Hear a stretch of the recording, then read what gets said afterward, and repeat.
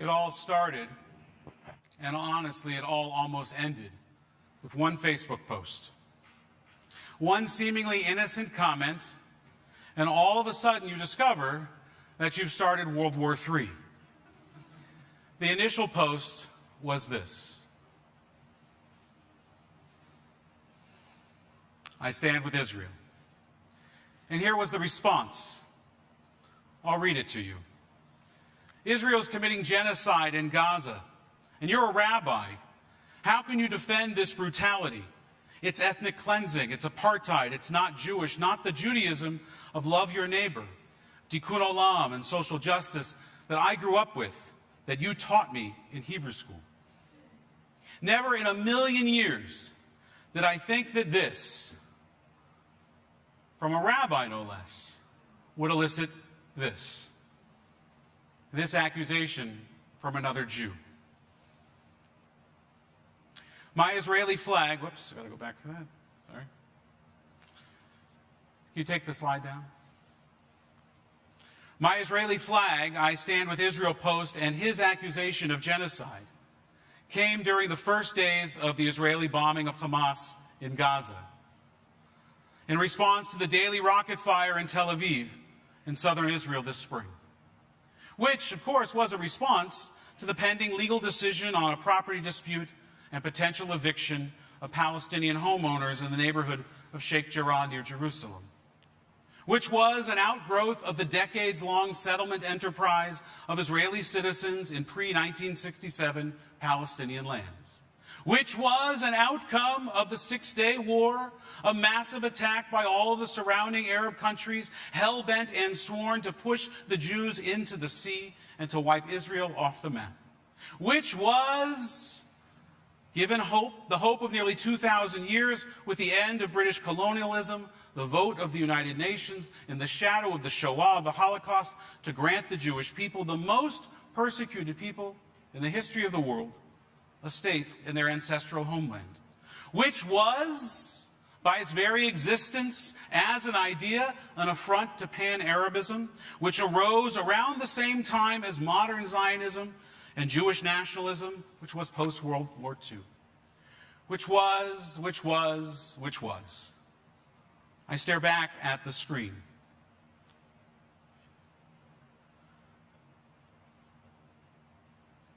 And I start to write back.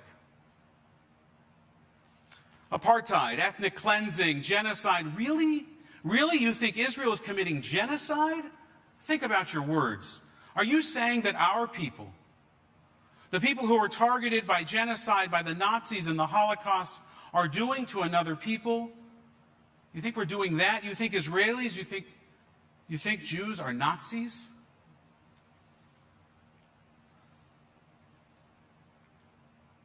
Delete, delete, delete, delete. Ever hear of Godwin's law? It says that as an online discussion grows longer, the likelihood of a comparison involving Nazis or Adolf Hitler becomes a near certainty. Oy, I sigh. Delete, delete, delete. Truly, I want to say those things. I want to say those things. It's how I feel, but this is about so much more than me or one rabbi's sensitivity to being associated with genocide. There is a much bigger challenge here. We can't dismiss it. Just that morning, I read a letter written by 90 rabbinical students, a number that represents 20% of all of the students studying to become rabbis in the non-Orthodox movements in North America. The conservative, the Reconstructionist, the Reform, the Renewal. They'll be serving congregations in Canada and the United States within 5 years. The letter spoke from the heart about the suffering of the Palestinian people, and these soon-to-be rabbis accused Israel, and I'm quoting, of violent suppression of human rights and apartheid toward the Palestinians. The letter condemned Israel's conduct, but made no mention of Hamas, of the fact that Israel was under attack, or of its enemies' explicit intent to destroy Israel.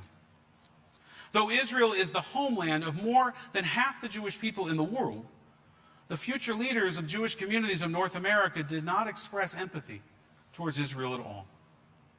They made no mention of the ever-present anti-Semitism that is all over social media, evident in beatings and in murders of Jews around the world. Heard even in slogans that are chanted at the very same rallies linked to their progressive ideology. Rallies claiming to be pro-Palestinian, pro-human rights, pro-inclusion, but which traffic in public calls to kill the Jews and push them into the sea so that Palestine can be free. So I checked the profile again. The guy who wrote it, his name is Michael. He's 27 years old. He's a university graduate, socially progressive. I look at his page on Facebook. Black Lives Matter, climate emergency, rainbow banners adorn his page. He's a former student of mine. I did his bar mitzvah. And it's notable that he Facebook friended his childhood rabbi. I want to ignore Michael's post and that letter. As psychologist Adam Grant teaches in his book, Think Again, you are never going to win an emotional argument with rational facts and talking points. But this is not about winning or losing. This is about hearing our next generation of Jews and Jewish leaders. This is about harnessing their passions for justice that come from their Jewish values, values that we taught them right here, and working towards something positive. A recent Pew Research Center study found that Jews under 35 are far less likely to support Israel than those older. And another study found that 1/3 of American Jews believe Israel is an apartheid state. And that 1/4, 25% of Jews believe that Israel is committing genocide against the Palestinians. The generation that has had so many opportunities to visit Israel, the generation that has so many opportunities to make connections with Israelis, the generation of birthright chips, they of all generations, they think Israel is guilty of genocide. If I had hair, I would pull it out. But let me ask you the question, because we can't dismiss it. We can't ignore it. We have to ask this. It's arguably the most divisive moment amongst the Jewish people right now since the destruction of the Second Temple. And so here's the question. Do we walk away? Do we walk away from this generation of Jews? Do we walk away from Michael? Do we excommunicate those rabbis? This is familiar territory for us. We have been living these fissures in our social fabric for years. Left versus right, progressive versus conservative, Trumpers versus never-Trumpers, climate changers versus climate hoaxers, vaxxers versus anti-vaxxers, and this one, this seemingly unbridgeable divide, it's right here. It's in this house. It's in this community. There is a teaching in the Talmud. There are many teachings in the Talmud, of course, but this teaching is so relevant to this moment, this dilemma. And it deals with who can approach the Holy Temple in Jerusalem and by what direction they should approach the temple, from the right side or the left side. And this is what the Talmud teaches. Everyone who enters the Temple Mount entered from the right side and went out on the left, except those people to whom something had happened. They entered from the left and went out on the right. Now the rabbis of the Talmud ask, what kind of people entered from the left? They instruct us by saying, ask them, why do you enter from the left? And if the person answers, because I'm a mourner, remember, it's something that happened to them. If the person answers, because I'm a mourner, you comfort him. And if the person answers, because I am excommunicated, you say to him, may he who dwells in this house inspire you to draw near again. Did you catch that? Because it's remarkable.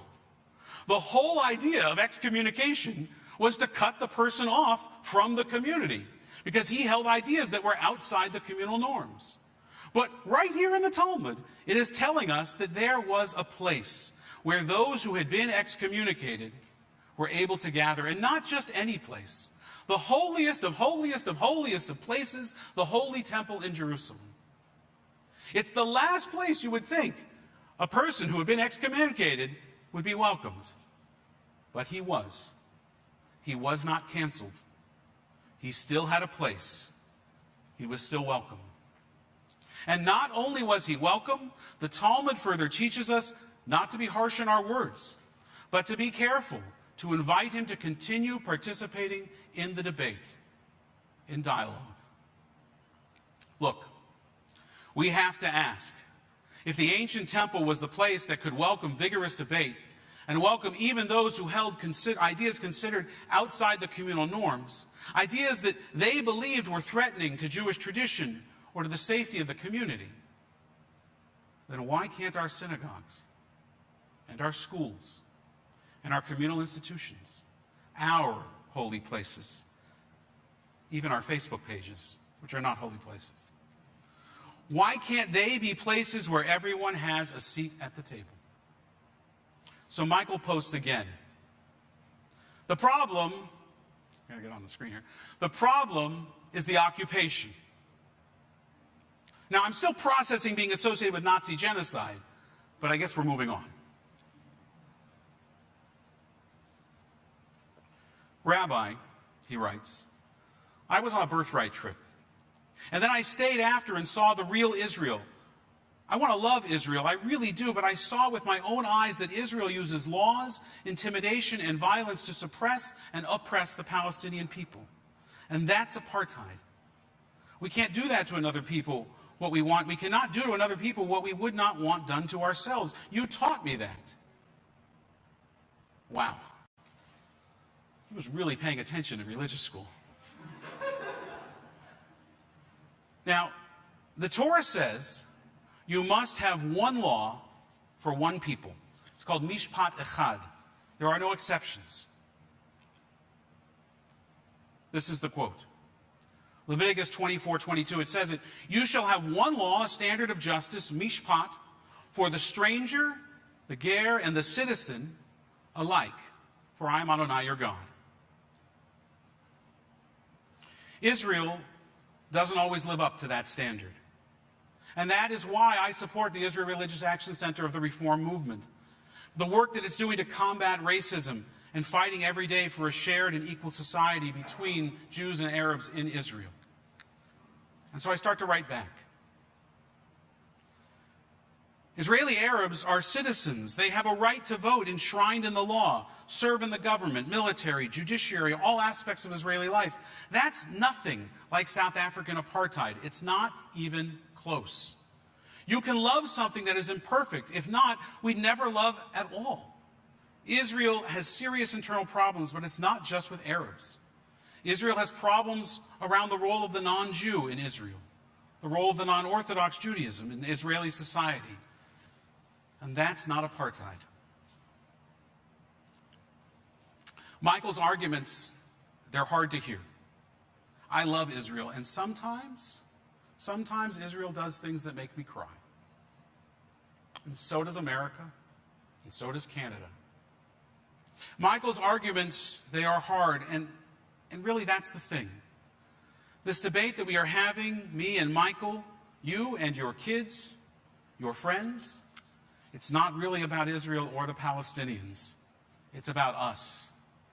We are talking about our Judaism, our Jewish identity, our Jewish values, which are inseparable from Israel. And we want it that way. We want it that way. Our Torah tells us, if I forget thee, O Jerusalem, may my right hand lose its cunning. And so I come back to the question, do we walk away from the Michaels? Are we so polarized that we can't make space for those that we strongly, passionately disagree with? Will this be the end of Jewish community? Our history teaches us that the greatest calamities that have befallen our people were the result of sinat chinam, our senseless hatred of each other. Greater than any existential threat to Jewish existence except the Shoah has been our internal conflicts. We see it all around us. It's happening again. It's happening right now in Jewish communities across the globe. It can happen here. We are turning on each other yet again. This issue, this uncivil civil war between us, this is the greatest threat to the Jewish people today. It's not anti-Semitism. It is not Iran. It is not assimilation or intermarriage. It is Jews giving up on Jews. And we cannot let that happen. We cannot lose the next generation of Jews over an issue that none of us are going to solve from here. In 73 years, they haven't solved it over there. But our internal conflict, that will destroy us. It has done it before. Look, I can't solve the Israeli-Palestinian conflict, but we can solve this. And here's what we need to do. We need, and we have to, stop unfriending each other. We have to stop canceling each other and start listening to and learning from each other. But that's not enough. We have to listen to Michael and all the Michaels who are out there like him. They are our kids, they are our grandkids, and they see things the way they see them. Look, I say that they need to listen to us, and truly I think they do. Michael and those future rabbis, in my view, are dangerously naive. And we were all young. We were all young ones. So yes, they need to listen to us as well, and us to them. But those stats that I listed earlier, the 35%, most of them are not here, and they're not watching online. If we want to get them back, to keep the Jewish family together, we have to reach out to them. We have to risk more, risk hearing things that we disagree with, risk things that make us uncomfortable. We have to risk that maybe they have a point. So sit down with your Jewish children, sit down with your grandchildren, and talk it out. Talk about your values. Hear theirs. Talk about Israel. Talk about the place of both your values and Israel hold in your Jewish identity, and hear what they say about where it sits with them. Make it an honest conversation. Why does Israel matter to you? Why does it matter to them? Why does being Jewish matter? Does it? Bang the table if you need to. Just don't get up from the table. Don't leave it. Don't walk away. Don't walk out on each other, on our people. And we need to do more than talk. We need to take action. We do need to support Israeli and Palestinian organizations that are working in Israel for coexistence, reconciliation, and peace between these two peoples that are destined to live together on the same land. I believe that Michael wrote to me not only to challenge me, but to connect with me. He sees the world with a Jewish lens, and he can't accept what he sees. That doesn't make him bad. It makes him a Jew. As former Israeli Prime Minister and President Shimon Peres once said, quoting, "The Jews' greatest contribution to history is dissatisfaction. We're a nation born to be discontented. Whatever exists, we believe, can be changed for the better." The Michaels of our community must be able to enter the temple, the ancient one and this one. And let me say this, and it's important. Only one person in all of the volumes and all of the history of the Talmud was ever fully excommunicated, barred from entering even the Holy Temple in Jerusalem. And it was because that one person was a total and complete heretic who betrayed the Jews to the Romans and denied the idea of one God. And he's referred to as Acher, the other, to avoid even saying his name. So yes, there are red lines. To those that would criminalize Israel and turn us into the symbol of evil in the world, that would deny our very right to exist, who support or are indifferent to violence against Israelis and the Jewish people, we should have nothing but contempt, and we owe them nothing. And this includes far-left Jewish organizations. They are Acher. And they forfeit their claim to be part of this community if they are willing to sacrifice the lives of the people in this community. But we need to speak two languages on Israel, and we need to do it simultaneously. The first language we need to master is that one. It's an outward one. It's to push back against those who attempt to criminalize us, delegitimize us, dehumanize us, even to eliminate us. To the people who sing, from the river to the sea, Palestine will be free, we can read between the lines. We have survived for centuries. We know what you mean. We're not going anywhere. But the second language we have to speak at the very same time is an inward one, a language of cheshbon hanefesh, of examining, an honest examination and self-criticism of the Jewish soul. How much are we responsible for in alienating some of our friends and alienating our own people? Was Sheikh Jarrah really necessary? Are housing demolitions really necessary? Why don't Israelis grant more permits to build or for residency? And I say we, because Michael and the young rabbis and this not so young anymore rabbi, we all agree that when Israel acts, it acts in my name as a Jew. The Haggadah describes 4 children, literally 4 children, or symbolically, present at the Seder. There is the wise, the simple, the one who doesn't even know how to ask a question, and that last one, the Rasha, the rebellious child, the wicked child. Why is he wicked? Because he disassociates himself from the Passover story, and he asks, what does all of this mean to you? Not to me, but to you. We don't kick him out of the Seder for his offensive question. Why? Because he hasn't given up on the Jewish people. He hasn't given up on the family, and so we can't and don't give up on him. And how do we know? Because he's there at the table. He came home for the Seder. He engages in the debate, just like Michael, who reached out and challenged his childhood rabbi. This child expresses a viewpoint that disturbs the parent. But the parent answers, and the answer is not, leave the table, leave the house. The answer is not, go away, I don't want to hear you. I don't want to hear such things. It's a harsh debate. It's probably one of those Seders that end with shouting. But they share the meal. And they are all still there at the table at the end when the afikomen is taken out and eaten, and when we open the door to welcome Elijah the prophet, the hope of redemption and peace and reconciliation that he represents. All 4 children are still there, as is the rest of the family.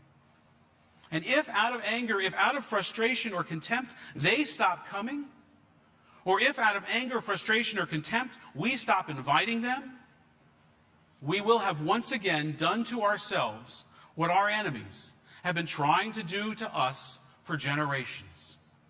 Godwin's law aside, that too must never happen again. Talk. Don't walk. Don't walk away. I say that to myself. I say that to Michael. I say it to all of us. And so I write one more message on the screen. See you at the Seder. He writes back, huh?